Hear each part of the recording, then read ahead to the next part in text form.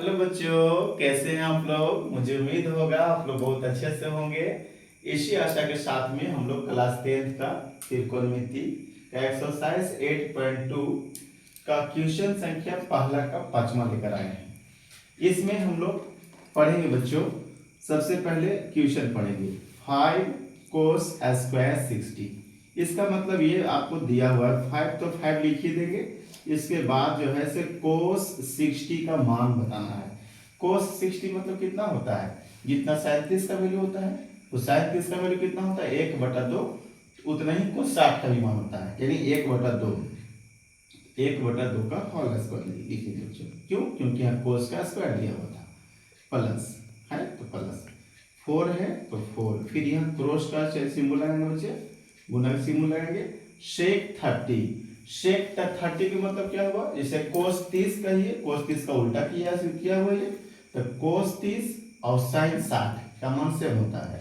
तो साइन 60 का मान होता है √3/2, तो कोस 30 का भी यही मान हो जाएगा। लेकिन यहाँ पर सेक पूछ रहा है तो इसका मान को हम लोग उलट देंगे, यानी सेक 30 का मान होता है 2/√3 का होल स्क्वायर। होल स्क्वायर कहाँ से लिखे बच्चों, यहाँ पे स्क्वायर दिया हुआ है तो लिख रहे हैं, माइनस tan 45, तो tan का 45 का मान कितना होता है 1 होता है। इसका स्क्वायर क्यों करें, क्योंकि tan यहाँ स्क्वायर फॉर्म में था। यहाँ पे क्या दिया बच्चों, sine square 30 plus cos square 30। इसके लिए फॉर्मूला सीखे हैं, sine square theta plus cos square theta equal to 1 होता है। इसका समीकरण क्या होगा 1। क्यों?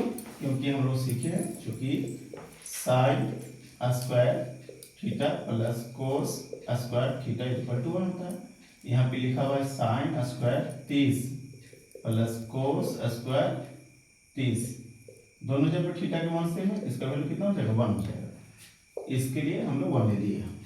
अब क्या करेंगे बच्चों, 5 1 का स्क्वायर 1 और 2 का स्क्वायर 4 प्लस 4 गुने 2 का स्क्वायर 4 और √3 का स्क्वायर 3 माइनस 1 का स्क्वायर 1। 5 गुना 1 कितना होगा बच्चों 5 हो जाएगा, बटा में 4 प्लस 4 चौवन कितना होगा बच्चों 16/3 माइनस 1 बटा में अपने मन से 1 खींच लेंगे, इसको हम लोग एलसीएम ले लेंगे।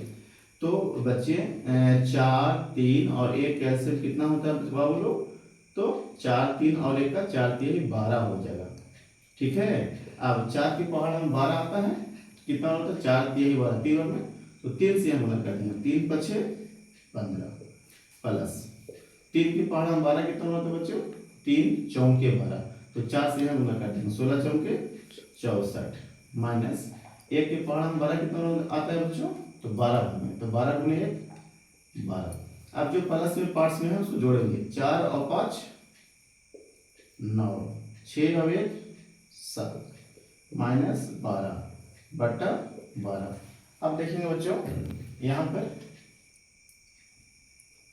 9 में से 2 जाएगा तो कितना बचेगा 7, और यहाँ पे कितना हो गया 7 में से 1 तो 6/12। ये आपका आंसर हो गया बच्चों। थैंक यू बच्चे।